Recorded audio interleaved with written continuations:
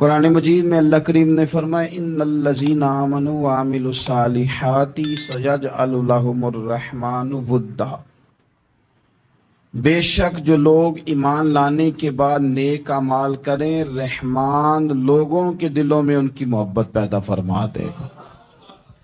صحیح بخاری اور صحیح مسلم میں حدیث ہے، نبی پاک علیہ السلام فرماتے ہیں جب اللہ تعالیٰ کسی بندے سے محبت کرتا ہے تو حضرت جبریل امین علیہ السلام کو بلاتا ہے اور بلا کر کے فرماتے ہیں جبریل میں فلاں آدمی سے محبت کرتا ہوں، آسمان دنیا پہ اعلان کر دو کہ سارے لوگ اس سے محبت کریں۔ اور پھر فرماتے ہیں کہ اے جبریل امین علیہ السلام آپ دنیا میں لوگوں کے دلوں میں یہ بات ڈال دیں کہ اللہ فلاں آدمی سے پیار کرتا ہے لہذا سارے اس سے محبت کرو۔ صالحین کا پیار دین کا بہت بڑا حسن ہے۔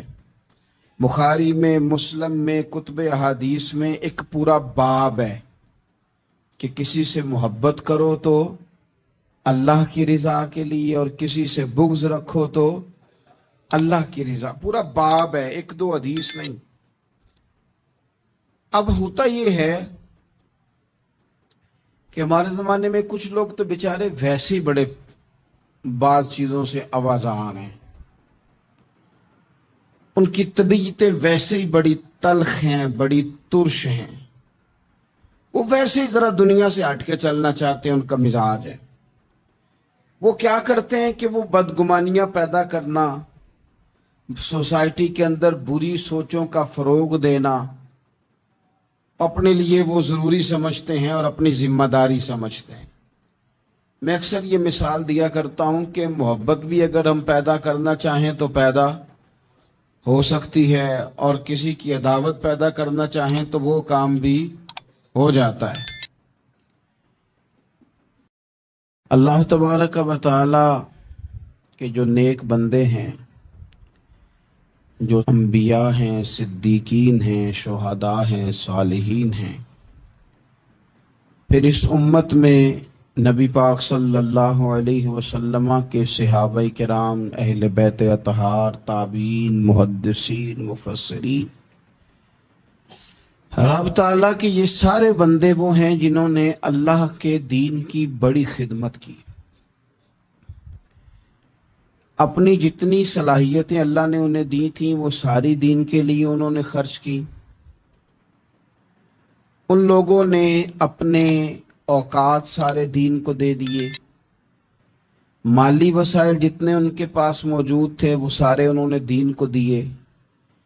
تبلیغ دین، اشاعت دین، ترویج دین، تشریحات دین، کتاب و سنت کے ابلاغ کے لیے جو وہ کر سکتے تھے انہوں نے سر دھڑ کی بازی لگا کے وہ کام کیا۔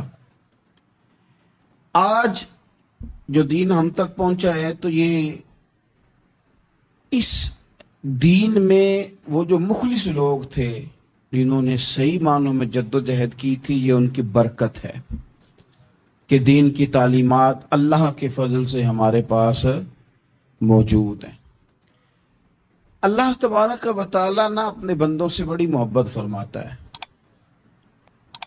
اور رب کریم تو ساری مخلوق سے بڑا پیار کرتا ہے، لیکن اگر کوئی بندہ نیک بھی ہو، صالح بھی ہو، پرہیزگار بھی ہو، پھر تو وہ اللہ کا محبوب بن جاتا ہے۔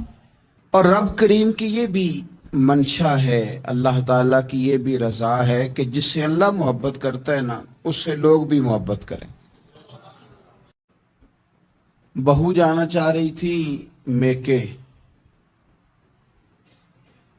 اس نے اپنے شوہر سے یا اپنی ساس سے کہا کہ مجھے گھر جانا ہے۔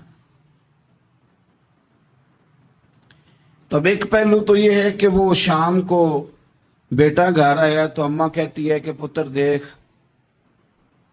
بیٹا نہیں چاہ رہا تھا کہ وہ جائے، تو اماں اس کی ذہن سازی کرتی ہے، کہتی بیٹا دیکھ تو ہر وقت اپنی ماں کے پاس رہتا ہے، باپ کے پاس رہتا ہے، بہن بھائیوں کے پاس رہتا ہے، تو بیچاری اگر 6 ماہ کے بعد 3 ماہ کے بعد تقاضا کرتی ہے تو اس کا بھی تو دل کرتا ہے نا اپنے ماں باپ سے ملنے۔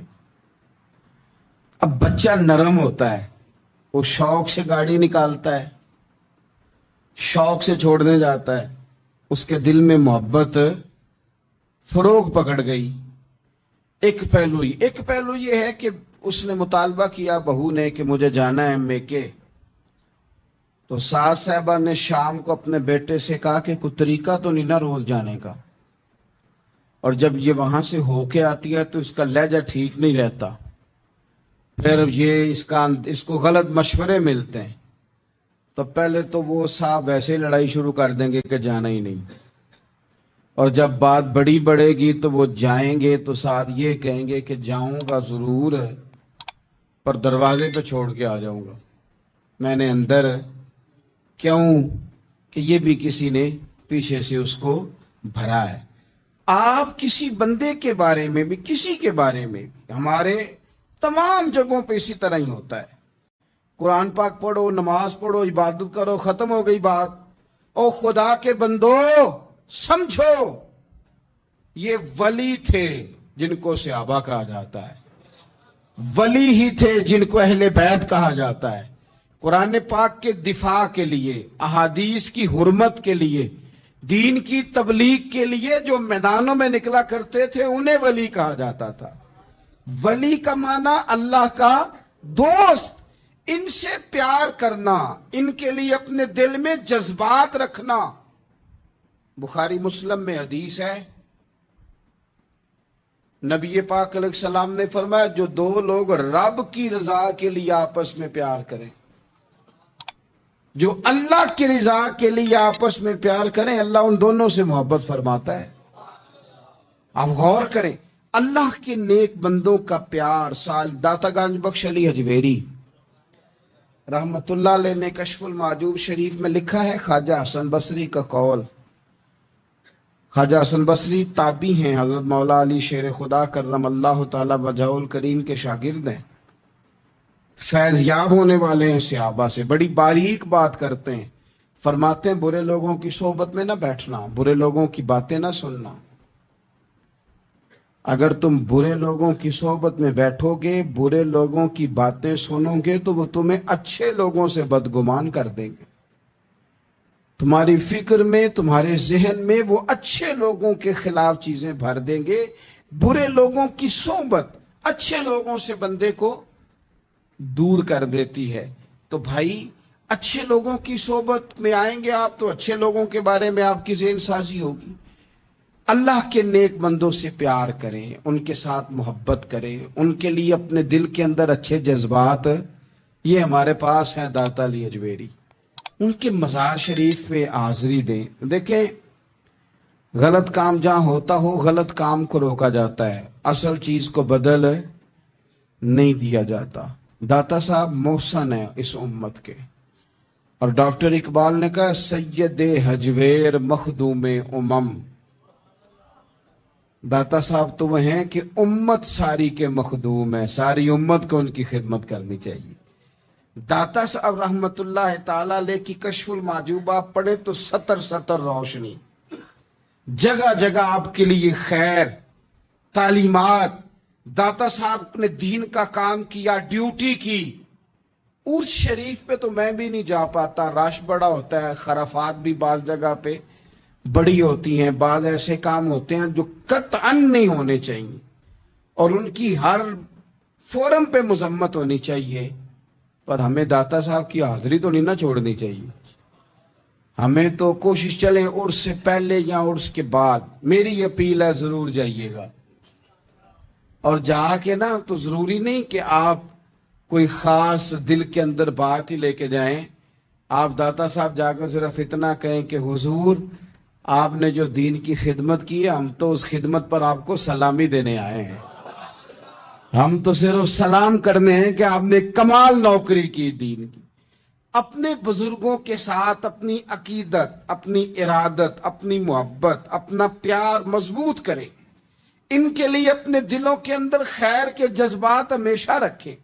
صحابہ کرام کے لیے، اہل بیت اطہار کے لیے، امام بخاری کے لیے، امام مسلم کے لیے، صوفیاء کے لیے، حضرت غوث پاک جیلانی کے لیے، خواجہ معین الدین اجمیری کے لیے، حضرت بہاؤالحق نقشبند بخاری کے لیے، حضرت سیدنا داتا علی اجویری کے لیے، حضرت پیر سید مہر علی شاہ کے لیے، امام احمد رضا بریلوی کے لیے علیہم الرحمہ اچھے جذبات ہوں، اچھا ذہن ہو، اچھا گمان ہو، آپ کی طبیعت چاہے کہ آپ ان لوگوں کی تعلیمات پڑھیں، جو طرز حیات انہوں نے اختیار کیا اس طرز حیات پر ہم بھی عمل کریں، ہم بھی اپنی زندگی اسی طرح سنت اور شریعت کے مطابق گزاریں جو ان لوگوں کا نہج اور ان لوگوں کا طریقہ تھا۔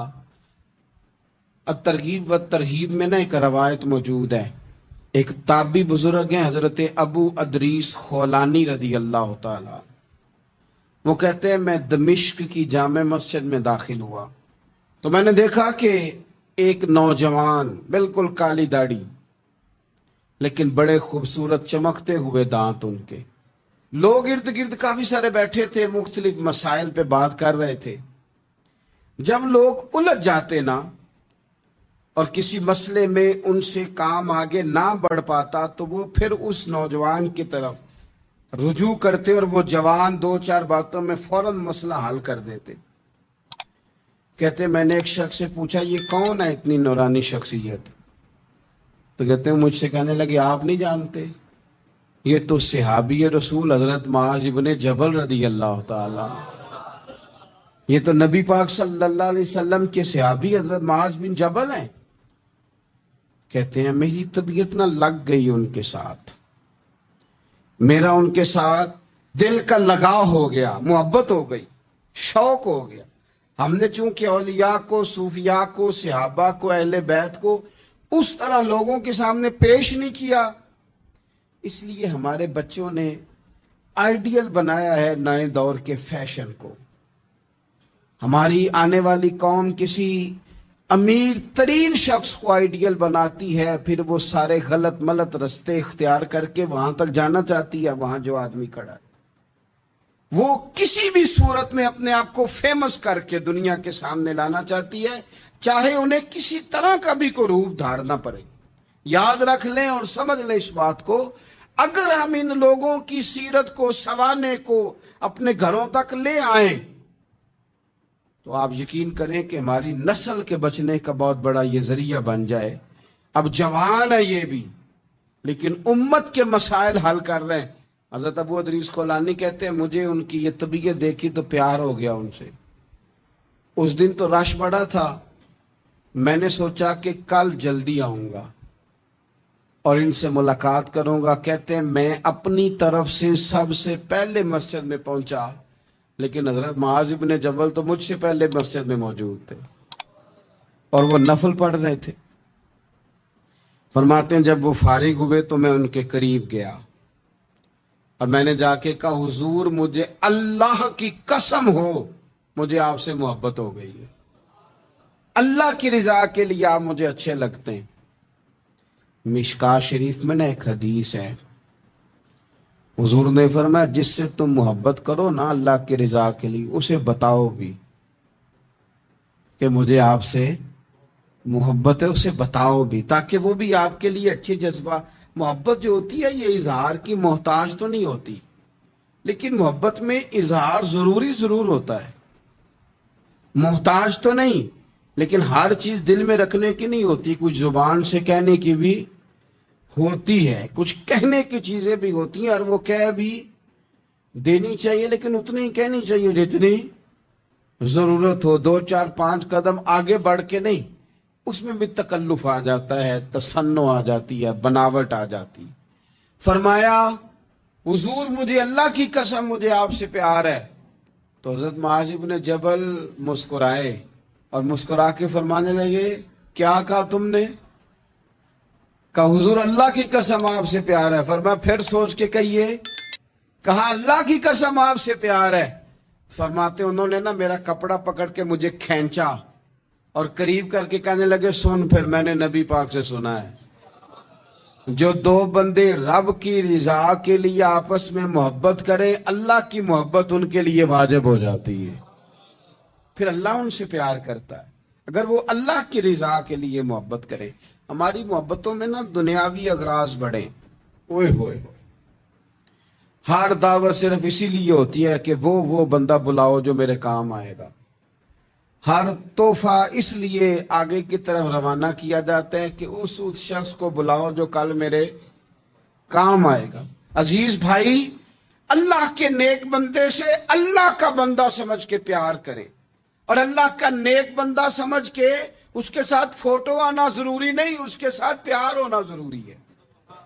اور اگر محبت اخلاص والی ہو، پیار والی ہو، عقیدت والی ہو، تو حضرت ابو ذر غفاری نے تو کہا تھا یا رسول اللہ اگر بندہ کسی نیک بندے سے پیار کرے، نہ اس سے مل سکے نہ اس طرح کے کام کر سکے، پھر بھی کوئی نتیجہ نکلے گا، تو حضور نے فرمایا پیار خالص کرے، اللہ قیامت کے دن دونوں کو جمع فرما دے گا. جو جس سے محبت کرے گا صبح قیامت اسی کے ساتھ ہوگا. شاید اسی لیے کسی پنجابی کے شاعر نے کہا تھا کہ اساں جے ہاں گناہیاں دا جدوں اعمال نامہ فرول ہوئے، ذرے ذرے نے سامنے آ جانا ہے، جو جو منہ تھی بولیا بول ہوئے، اساں بھی کول حضور دے بیٹھ رہنا ہے، لکھ عمل ترکڑی تول ہوئے، ادو کولوں کی رب نے حساب لینا جڑا بیٹھا ہی محمد دے کول ہو. تو اللہ کے بندوں سے اللہ کی رضا کے لیے پیار کریں، اس میں للہیت پائی جائے، للہیت ہو، اس میں کوئی اور نہ ہو، بندہ ہو اور اللہ کی رضا ہو، یعنی درمیان میں رب ہو، اور تیسرا وہ شخص ہو. رضا الہی جب مقصود ہو پھر شکوے بھی پیدا نہیں ہوتے، پھر شکایتیں بھی پیدا نہیں ہوتی، پھر اپنی مرضی کے بندہ جملے بھی نہیں بیان کرتا، پھر کسی جگہ کوئی تکلف بھی اس میں نہیں پایا جاتا. تو خالصتا لوجہ اللہ تعالی آپ اللہ کے بندوں سے محبت کریں اور خاص ان کے لیے جذبات پیدا کریں. آپ کی طبیعت میں خاص جذبہ ہو، خاص شوق ہو، کسی پراپوگیٹ کرنے والے کے کسی پراپوگنڈے کا شکار نہ ہو. آپ کی طبیعت ہو، طبی میلان ہو، ذوق ہو. حضرت حرم بن حیان تابعی ہیں، فرماتے ہیں جب میں نے یہ حدیث سنی نا کہ نبی پاک علیہ السلام نے فرمایا ہے کہ حضرت اویس کرنی ان کی دعا کی برکت سے اللہ میری امت کے لوگوں کی بخشش کرے گا، اور جب میں نے یہ سنا کہ حضرت مولا علی جیسے لوگ، حضرت عمر فاروق جیسے لوگوں کو جبہ دے کے بھیجا گیا ہے، اور حضور نے بھیج کے کہا ہے کہ اویس سے کہنا میری امت کے لیے دعا کرے، تو فرماتے میرے سینے میں لو لگ گئی کہ میں حضرت اویس کرنی سے ملوں. میری طبیعت لگ گئی، میرا شوق آ گیا کہ میں خواجہ اویس کرنی رضی اللہ تعالیٰ عنہ سے ملوں. میں نکل پڑا، اللہ کے بندے کے لیے نکلا. حضرت حرم بن حیان کہتے ہیں، اس کو ابن الجوزی نے بھی لکھا ہے، داتا گنج بخش علی اجویری نے بھی لکھا ہے. کہتے ہیں میں ڈھونڈنے لگا حضرت اویس کرنی کو، بڑے شہروں میں گیا پر وہ ملے نہیں. داتا صاحب کہتے ہیں وہ حال والے آدمی تھے، ان پر بھی حال تاری رہتا تھا، اسی کسے دے کچھ نہیں جے لگتے تے نہ کوئی ساڈا دردی، وہ بھی اپنی کیفیت میں رہتے تھے. داتا صاحب نے لکھا ہے جب دنیا ہستی تھی تو حضرت اویس کرنی رویا کرتے تھے، جب لوگ روتے تھے تو وہ ہنستے تھے. وہ سادہ غذا کھاتے تھے، کسی سے کوئی لین دین نہیں، اپنے طرز کلام، اپنی زندگی. یہ لوگ بھی بڑے شاندار ہوتے ہیں. فرماتے ہیں کہ وہ اپنے حال میں رہتے تھے. حضرت حرم بن حیان کہتے ہیں میں نے بڑی جگہ ڈھونڈا، پر میں جہاں جاتا لوگ کہتے ہاں گندمی رنگ والے، ہاں جن کے چہرے پر کچھ برس کے داغ ہیں، وہ جن کا چہرہ اور وجود بڑا روب والا، وہ اویس کرنی. کہتے ہیں میں ڈھونڈتا جس شہر میں جاتا لوگ کہتے وہ آئے تھے پر چلے گئے. وہ کسی نے کہا تھا نا اویسیوں میں بیٹھ جا، بلالیوں میں بیٹھ جا، صفیں تو سب بچھی ہیں تو عشق والیوں میں بیٹھ جا. فرماتے میں وہ صفیں تلاش کرتا، ڈھونڈتا، نہ ملے مجھے. بالآخر میں عراق پہنچ گیا، نہر فرات کے کنارے ساری دنیا سے علیحدہ ہو کے وضو کر رہے تھے. کہتے ہیں میں پیچھے کھڑا ہوں، میں نے جا کہا السلام علیکم، تو حضرت اویس کرنی چہرہ اٹھا کے کہنے لگے وعلیکم السلام حرم بن حیان. تو میں نے کہا حضور آپ مجھے جانتے ہیں؟ فرمانے لگے عارف تو روحی من روحی کا، میری روح تیری روح کی جاننے والی ہے۔ کہتے ہیں میں نے کہا حضور کو نصیحت کر دے، تو فرمانے لگے پہلی نصیحت تو یہ ہے کہ آج کے بعد مجھے ملنے نہ آنا، میں نہیں پسند کرتا، میں تنہا رہنا چاہتا ہوں، مجھے نہیں شہرت اچھی لگتی، میرا نہیں دل کرتا لوگ میرے پیچھے بھاگیں، آج آیا ہے آج کے بعد نہ آنا، بس چھوڑ دے مجھے میرے حال پہ، میں اپنی زندگی اپنے حساب کے مطابق گزارنا چاہتا ہوں، تو آج کے بعد نہ آنا۔ اور پھر فرمانے لگے اگلی نصیحت یہ ہے کہ جو رب نے تجھے دے دیا ہے نا اس پہ راضی ہو جا، اگر اس پہ راضی نہیں ہوگا تو تکلیف میں رہے گا۔ فرماتے میں نے پھر کہا میرے لیے دعا کر دے، تو انہوں نے ہاتھ اٹھائے، کہنے لگے یا اللہ میری اور اس کی جنت میں ملاقات کرا دینا۔ تو نے چہرے پہ ہاتھ پھیرے اور فرمانے لگے اب تو جا، میں کوشش کروں گا تجھے دعاؤں میں یاد رکھوں، تو بھی کوشش کرنا مجھے دعا میں یاد رکھنا۔ فرماتے ہیں یہ کہتے کہتے نا وہ رستہ بدل گئے، اور گلی کا کونا وہ جب مڑے تو پھر میں ڈھونڈتا رہا، دوبارہ زندگی بھر ملے نہیں، لیکن میرا پیار سچا تھا، وہ مجھے ویسے تو نہیں ملے پر خواب میں کئی دفعہ مل جاتے ہیں، اور خواب میری وچ بھی آیا ماہی، تے میں پھر اودے گل وچ پا لئیاں باواں، تے ڈر دی ماری اکھ بھی نہ کھولا کتے پھر بچھڑ نہ جاواں۔